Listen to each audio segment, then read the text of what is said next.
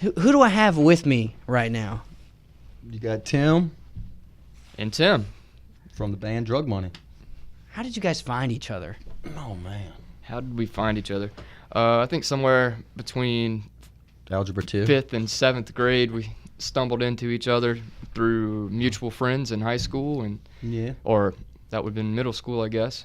And then from there, we kind of became friends throughout high school, played some music together then, and here we are. He moved. Yeah, I We moved went to on different Arizona, paths. and then I had He moved came back and wanting to start a project, and They had a bassist. They needed a drummer. I was still in school at the time, so I was like, well, we'll wait a little bit. And then once I graduate, if y'all still need a drummer, then it all worked out. And now here we are. But unfortunately, we don't have a bass player anymore, so. yeah. So Tim and Tim, let's put an instrument to a Tim, and we're gonna go. So what do you guys play in the band? I play drums. I did write a bass line on one of the songs on the CD, so I can play multiple instruments, but mainly drummer in Drug Money. He does take some of my songs, and we work on those, so I like that aspect. In most bands, drummers don't do much, so I like having a little more freedom in this band. So, yeah, I'm primarily a guitar player, but can play bass, sing, songwriter. Can play keyboards a little bit, but primarily, mostly known for being a guitarist. And listening throughout the record, I heard a lot of older influences, and specifically punk funk, in the middle of the song. You almost get into like a B.B. King style of like kind of solo. And obviously it's a little more hard than that, a little more hard rock. But what kind of influences went into this record and just your musical influence in general? Oh, yeah. It's all over the place. I think when you listen to the record, you kind of hear that we don't really have what you would consider a set style. I think most of the time when you hear a band, they're like, oh, we're a metal band, or, we're a alt-rock band or a pop band or something like that. And It's really hard to find a genre, huh, for us? Comes from all over the place. I mean, huge fan of blues, so, especially older blues musicians. It's really all over the spectrum. I really take a lot of inspiration, me personally, from, we grew up basically with alt rock's kind of where it started, but a lot of classic rock influence, typical stuff, metal. I like country, bluegrass, rockabilly, jazz. My influences are really broad in that term. I think Tim's kind of the same way. Yeah, I think I started off as a punk drummer, a lot of fast tempos, and slowly just evolved. I like to hear music, and if I like something a musician does, I'm like, oh, I want to incorporate that into what I do. So I try to push myself to just not even a genre of music, just to incorporate different techniques into a sound of noise and see what develops out of it. And speaking of incorporating sounds into your stuff, I can't remember if it was One Hell of a Night or Next World. It felt like I was listening to a Kiss record, like just straight up out of the Kiss songbook. But I don't know, is that something that really was in your heads when you were writing into this stuff? Not really, but we definitely could see that influence. Probably One Hell of a Night is what you're talking about. And I've actually done a lot of work with one of my guitar idols, Joe Walsh, and just over the years I do video work professionally, and I've got to do a lot of like backstage, or not backstage, but the videos that are displayed whenever he's playing, and I kind of sync that stuff up. Yeah, that's an awesome opportunity. How did you kind of walk into that? Strange story, my career over the years has, I kind of live in a couple of different spaces. I live in the tech space, IT, app development, that sort of stuff. And then I also do video production. I've been a film colorist, animator. I do visual effects. And I have a good friend who I did not know, but is Joe's standard lighting designer. And Joe kind of contacted him and said, hey, we need some new videos for this year. And that was 2016. And he called me up and said, hey, I need some help. And So, Is there anything from one of those multiple day jobs that, one of us might recognize in day-to-day life that you've produced or created? I've done work on a lot of films, and that would probably be the biggest thing. What kind of films? Most of the films that I've done visual effects, which is primarily what I do now, are smaller films. So there was a movie, Camera Store. I was visual effects supervisor on that. Dark Meridian, a movie called I, Gilbert that I just did. I did this Don Quixote movie. Quite a few movies are kind of anywhere between a micro budget and a tier 1 film, which means that it's a $200,000 movie to a $5 or $6 million movie. Wow. And in terms of, of course, I didn't make that type of money off of it, but that's the budget of the film, so it ranges. The Joe Walsh stuff, if you go look at any of his videos that have been posted online from the past couple years, a lot of that stuff playing in the background is stuff that I did. In terms of websites, the biggest website I've worked on to date was Massage Envy's website, and that was a while back. It was probably about 10 years ago, so they probably already revised it since then. If you want to see more of Tim's awesome artwork, you can look at the album cover of Science Fair Peepshow, because he contributed to that. He worked on that also, so. Yeah, it's nice when that skill set kind of bleeds into saving you some money. Yeah, it's pretty versatile. And the artwork was good. I liked it. So The Beast was the longest song on the record, and it kind of got me thinking, what song took y'all the longest to make? What was the one that you really kept you up at night going, I wish this song would just resolve itself? I don't know if any song's ever done that, because we kind of just get together, see what happens, and then we leave for the day. When we come back, we kind of just mold it out. It's not like, I got to perfect this part. It's just kind of, we keep working at it, and then it just kind of molds itself out. Recording, I think The Beast was probably one of the easiest to record. Yeah, but I think that a lot of that, I think we had a lot of anxiety about it because it is such a long, complex song, and it's very progressive. And it's the first song we really started working on as a unit.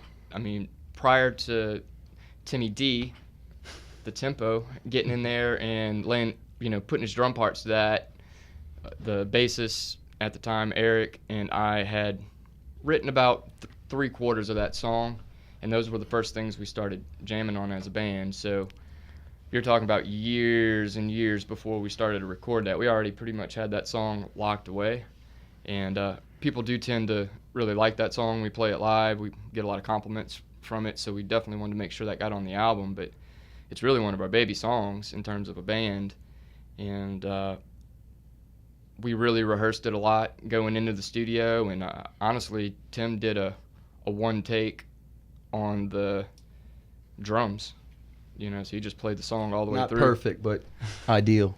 Pretty close, and then our engineer producer, Dave Troya, was able to fix a few wubbitas and pretty easily, and outside of that, it was pretty. Yeah, actually, I would say that was probably the easiest one out of all of them, just because we were so well rehearsed, because we thought it was going to be a pain, and then went in there and it was pretty much one takes for all of us. And was there any other song that did bite you in the butt besides? Well, I think Eyes of God maybe, because we weren't planning on recording that one, and we kind of did The Beast so quickly, we were kind of like, we got to pull another old one, you got a free song. Yeah. Yeah, we got to spend this time we kind that we of paid for. Frankensteined it together too in some parts. We took the first part and was like, that one sounds good, but we kind of messed up on this section. So then we re-recorded the whole thing. I was like, this section's pretty good. So we kind of just Frankensteined it together. So you talked about Eric. He's no longer with you. He's still on this earth. Let's be clear. He is. He's not abducted by aliens. Right. But you guys are looking for a bassist. So we're looking for a bassist, and it's saddening because Eric is a really good friend. He goes all the way back. We've all played music since high school together, and he's lived a lot of life with him. He's a great bassist and just a really good friend, like a brother. And he's pursuing some things in his life, and he can't do it right now, and we understand, and life happens. It's tough to replace him, having all that experience and that charisma. But so far so good. We've had a couple of decent auditions that went pretty well, and I think we'll have the position filled soon. But if anybody is interested in giving an audition, you can check the album out on Spotify for free. Just I think the easiest way to find it is to search for Science Fair Peepshow, which is the name of the album. And is there an email you want them to send it to, or Yeah, they could hit us up at drugmoneymelodies@gmail.com, all one word, all lowercase. And or they could hit us up on Instagram. They could send us a direct message. That's at drugmoneymelodies, or Facebook at drugmoneyband. So it sounds like this album was a lot of fun to make. What's one song that either was the writing process or even recording that was really just a blast? It's your favorite, either one of you. It doesn't have to be the same. What's something that really sticks out to you as easily your favorite? I don't know. That's a hard one. I feel like 8-Bit Dream, With Interest, we kind of wrote those together as a band. We were practicing in some place, a trailer out in Springfield. I think One Hell of a Night kind of came in at the same time. And, so like all those songs, we kind of felt like we all contributed to writing. Where, as he said before, The Beast was written before I came into the picture. So I appreciate those two songs, 8-Bit Dream and With Interest, because I got to put a little bit of my flavor into that writing aspect. And to me, it's real colorful, real upbeat, and I kind of like that in music, So Yeah, it was fun to listen to. So speaking of With Interest, we're just going to roll into that right now and hear it. Bad credit or no credit? No problem. Are you on welfare or Social Security? Are you newlyweds? No problem. Come see us.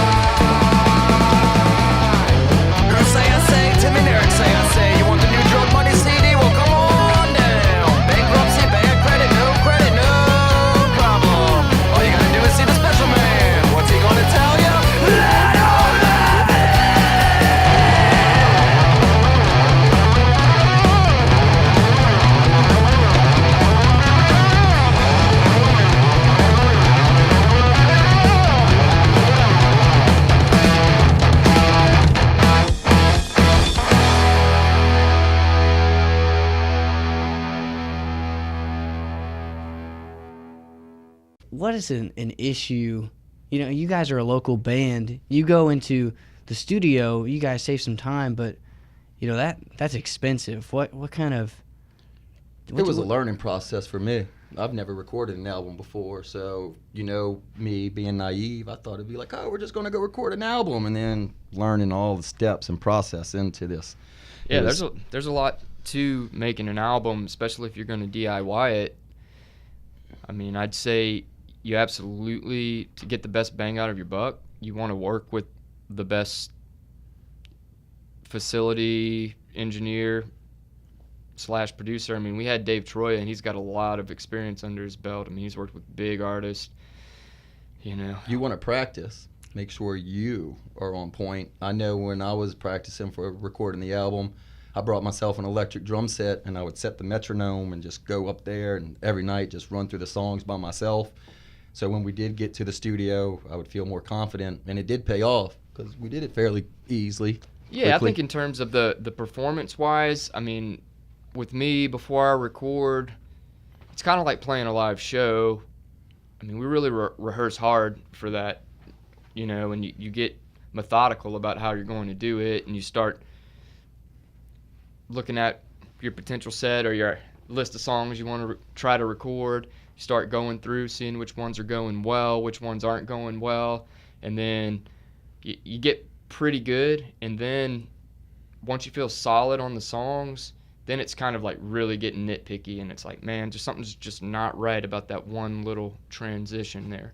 If you can get down to that granular level to where there's no question about what you're going in there to record, that's how we take something like The Beast and literally knock it out in about probably a fifth of the time. We had a whole day blocked out to record that one song, and it only took us like a couple hours. So, you know, and we did do a little bit of experimentation with different guitar tracks and different stuff just because we had time, you know. So if you can be well rehearsed, you know, some bands don't like to do it that way. I've been in other projects where you just want to go in and get creative. And it's expensive, though. Yeah, for me, that doesn't work. Like, I mean, that just doesn't work for me in general. It's like I feel more confident knowing the song and knowing that everybody knows the song. Let's say it's a live performance and you're not recording. I know that everybody's good on this song. And then if something goes awry, if it starts going somewhere where we haven't gone yet, it's more likely that everybody's going to go that way together instead of, you know, so somebody just went in outer space and now we got to try to keep this thing together.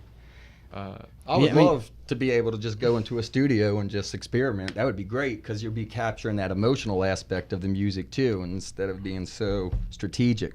But of course, when you don't have much money, you kind of need to go in there, knock it out, and get out. So right, yeah, that is interesting point of view on it, and I agree with that. You know, by the time that you've spent the time writing a song, perfecting it with the band, and now you're in there recording it, you spend a lot of time with that song, and you have to be able to remember where you came from when you wrote that song to get the emotion out of it. So well, and like you said earlier, you know, practicing so much, you look at bands like the Beatles, they go to Shea Stadium, there's 50,000 people there, they can't hear themselves at all, and they're so practiced, they have that 10,000 hour practice rule that they just kept rolling, and it went perfectly fine, which, I mean, how would you really know anyway if you can't hear anything? And so, but that's just a great example of, you know, if you don't practice, it's going to show up sometime, whether it's in the studio or whether it's live. Yeah, absolutely. And there's a thing, like what you're saying, like they couldn't hear themselves. Especially when you're playing small local shows. I mean, you don't have the best sound system, but there is a feeling, and you can feel, you know, for lack of a better term, the energy or vibration off the music, and you start to, if you rehearse enough, you start to understand when something's going awry. You may not be able to quickly identify exactly what that is, but you can start to say, okay, tempo is getting a little faster, or something. I'm feeling something that's slightly out of key. Like, you can kind of feel it. Are there any mishaps in particular that come to your mind that was like, oh, this is a big boo-boo? In terms of playing live? Yeah. Oh, yeah. I mean, I've been playing live for, not just with this project, but in other projects for, almost 20 years. So there have been times where something just starts to go really wonky, and but that's how you learn. You learn to recover, and that's the best skill, because most people in the audience, if you're doing pretty well and you're pretty well together, they'll enjoy it, because the more things are in sync and the more things are working well together, unless you're just really playing some very experimental music that's just out in a different world, when it starts, they'll slightly react, and then you'll know to just bring it back. But it's something I've learned to do over the years, is just kind of not overthink that. It's really easy to get that monkey mind and kind of start saying, "Oh man, you suck." Like you rehearsed that thing a million times and you still didn't get it right. But most people can't tell, if you're close. What would you say what is that easiest song on this record in particular that you can just roll into it anytime? You could just your mind could glaze over and you wouldn't even notice. It's probably punk funk. Punk funk's probably, even though it's fast, it's probably the easiest one to just get in there, and it doesn't matter where we put it in a set. We've done sets where that's the first song, just to come out with a lot of energy. We've done sets where it's the last song. I mean, it can go anywhere. It just kind of fits, and it's an interesting type thing, because at the beginning it is kind of a punk song, but then it does do that kind of bluesy, open, airy solo in the middle, and then it comes back after that and does a second kind of lead thing that's fast and more technical. Yeah, so punk funk has popped up a few times. We talked about it a little bit earlier, and so we might as well just listen to that middle part where it really switches, and because you know it, you know it, and so I just want to play real quick punk funk down off of the record Science Fair Peep Show, and we are here with Drug Money right now. So here it is, right here on Southeastern Zone 90.9 KSLU.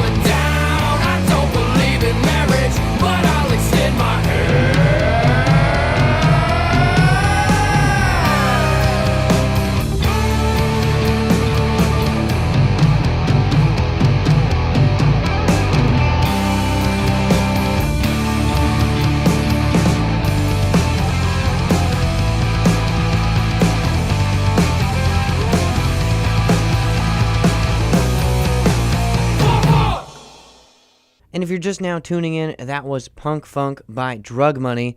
To wrap up, what is something that you really want the audience to take away from this record? This is our first attempt. We're hoping on our second one we'll be even more creative. Yeah, I think the newer material that's coming out, I mean, we really want people to, we hope people listen to this and enjoy this one. Of course, we wouldn't have made it had we not. And we love these songs and we believe in them, but these are old songs. You know, everything on that album to us is kind of older material, and you know, some of that stuff is really old in terms of the writing. I mean, some of those riffs and some of the little fragments of lyrics, you know, it's nice writing with Tim, because I can take a lyric that I wrote 10 years ago and kind of make it fit in something that we're writing, and then he'll kind of attach to it and say, well, what about this? You know, you want to add this as your second part of the verse? So there's a lot of that stuff in this album, and I think we've, at this point, kind of perfected the way that we write together. Mm-hmm. And I know that the next one that comes out is going to be coming from a whole different place in terms of just the overall feel and we're going to spit energy. verses like Big Boy and Andre 3000, right? Absolutely. No. But So you No, got you some like rap to think. influence on this next record. we are working on some type of experimental rap song, because I do like hip-hop, especially being a drummer. I like to incorporate beats into my drum arsenal, so... Oh, I thought I was joking, but that sounds surprise! awesome. Yeah, that sounds awesome. And so, what's a song you want to send us out with, Tim and Tim of Drug Money? Yeah, let's do that one. Let's let the beast out. Since that was the first one we wrote together, let's play that one and write it out on that. That sounds great. Thanks, guys, so much. Thank Tim you. and Thank Tim, you. Tim and Tim of Drug Money. Go check out their new record, Science Fair Peep Show.